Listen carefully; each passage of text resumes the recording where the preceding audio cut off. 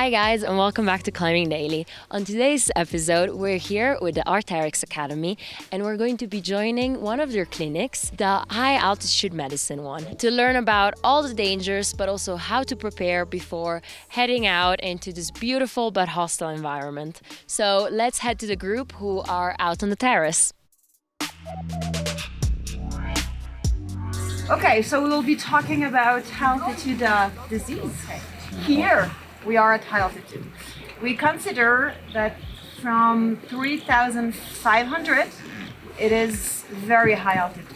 Our heartbeat is rising, we are breathing faster to get more oxygen. But the symptoms will arrive after 4 to 8 hours after staying at high altitude. So right now it's normal. Unless I make you run up and down, you won't really feel that we are at high altitude.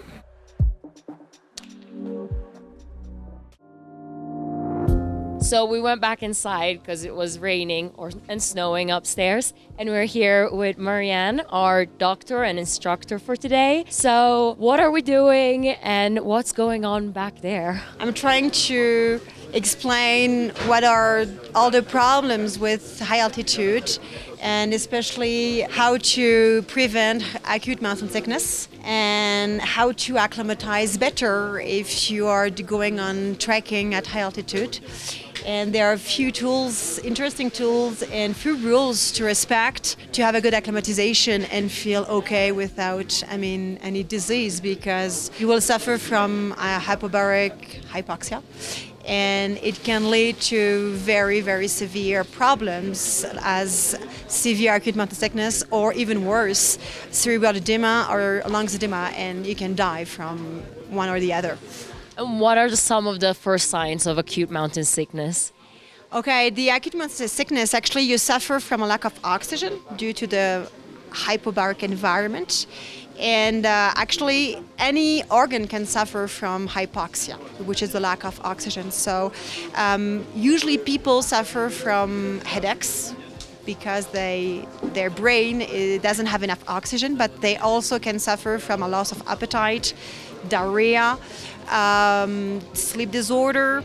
They can sometimes vomit, and also they can also suffer from water retention, and their kidney sometimes doesn't function normally because of the hypoxia. And we've seen how to use a hyperbaric chamber. When do we need to pull that out and use it on somebody that's feeling sick? You can actually score using the Hackett score. You can score the acute mountain sickness between slight AMS, moderate, or severe. And the recompression chamber is really useful because it's a kind of chamber, and with a pump you just increase the pressure inside. And I told you the problem with the altitude is the decrease of pressure. So increasing a pressure inside the chamber, actually you increase up to 200 millibar, which is the equivalent of the difference of 2,000 meter high.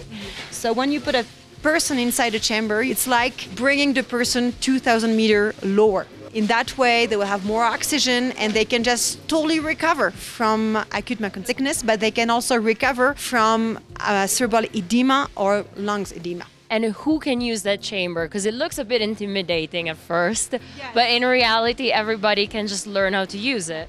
It's not a medical device. You don't need to be a doctor to use that. You just need to be careful with few things before using the chamber. First of all, the person who's getting inside, well, it's better, have we noticed, it's better not to have claustrophobia. It can be a little scary. But then you have to zip all the zippers correctly. And then you pump not too fast because, of course, it's like in diving. When you increase the pressure, you need to balance with your ears. So sometimes people have a little bit of pain, but really 200 millibar of pressure difference is not that much. And then when you've reached the right pressure, you can hear a small noise, so the air is coming out. And then, of course, what is important is to renew the air. But within 15 minutes, the person who's inside the chamber feels better very, very quickly. For example, it happened to me, somebody who was unconscious. So I lie down the person unconscious inside the chamber in the safety lateral position, and the person woke up. The person had the beginning of cerebral edema. So it can really save somebody's life. It's not difficult to use. It's not a really medical device. And actually anybody who has a little bit of knowledge and can use it and really save anybody's life. It's a good thing to learn before heading out in the mountains. It is a really good thing, and I think it's something to have with you. I mean, if you're a professional, if you're a mountain guide and you're going with clients at high altitude, it's a good thing to have because it can be used many times. You can keep it for many years, and I mean, somebody who has a severe acute mountain sickness, within 50 minutes, the person will feel better.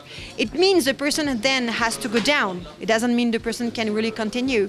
And for example, when somebody is suffering from cerebral edema or pulmonary edema, this will help us to wait until going back down, because the treatment with any altitude sickness is to go back down.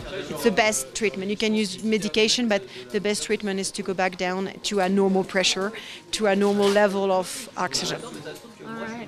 Thank you so much.